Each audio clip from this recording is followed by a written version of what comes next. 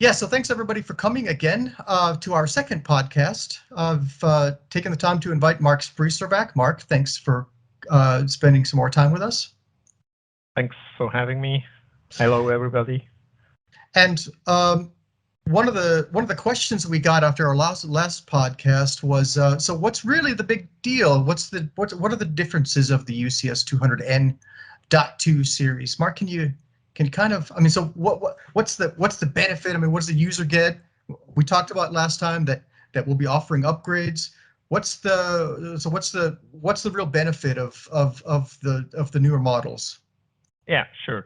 So there are two main improvements that we have implemented based on the work we did for the extended generator verification. So one thing is, as an example, for a pulse 2A, that is a positive pulse, we limited the undershoot after the pulse is applied.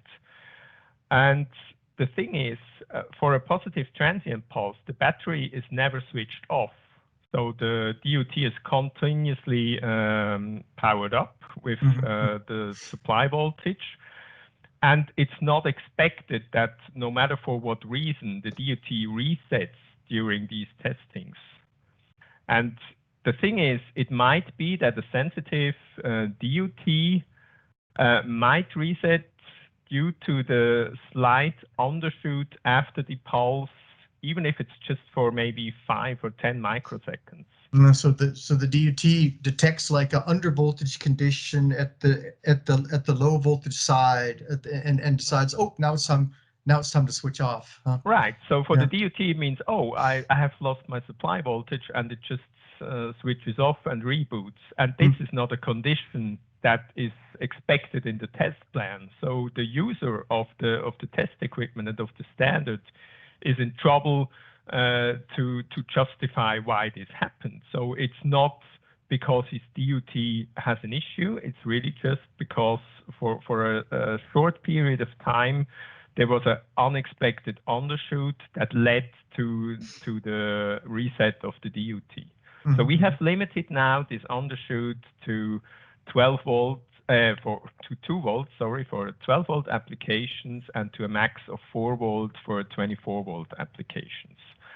And we have checked that with customers in the field who had this struggle, and they agreed that these tolerances are okay for them.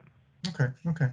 And who knows? It might make it into a future version of the standard, huh? Yeah, right. So we talked about last time. I think we said it was like a year and a half of development. So what did we really change? So what we have changed, in addition to the behavior for the pulse 2A, is also the coupling method. So how do you superimpose a pulse onto the supply voltage?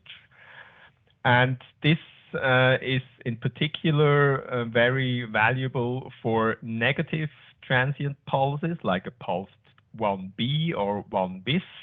That is now, actually it's a pulse 1 that is performed with positive polarity. And if you are changing just the polarity, you might face some challenges how to do that. And by changing the coupling method inside the UCS, the pulse is now also really independent from the supply voltage. So we have no issues with 12 volt supply voltage levels, but these days we see a massive increase also to 48 volt supply voltage levels. And by changing the coupling methods, such a negative transient pulse is actually now very well superimposed onto the supply voltage, also when performed positive. Because negative, you switch off the battery voltage anyway, so there is no coupling onto the supply voltage. But if you do the same thing with positive polarity, of course, the pulse has to be superimposed onto the supply voltage. That's right. And so conversely to pulse 1, where the DUT is expected to switch on properly after the pulse 2, the DUT is expected to withstand the entire pulse train, right? Yeah, correct. Mm-hmm. Right. Interesting. So this I think is a short podcast, but we had some questions after the last one, and we thought we'd fill in the gaps. It's yeah, another big change at the end of a year and a half of development, and really it's something like 20 years of continual development for our transient generators. Oh, one last question. So this should mean that the EM test and the TESIC generator should work, I don't know, identically or much closer to the same, or? Yeah, that's right. Yeah. Okay. Well, that was my last question. You got anything to add, Mark? Nope, I think that's all from me for now. Okay, then thanks a lot for your time, Mark, and thanks for everybody for watching. If you have any comments or requests for future podcasts, please leave a comment below, and see you guys soon. Thanks for having me. Bye, everyone.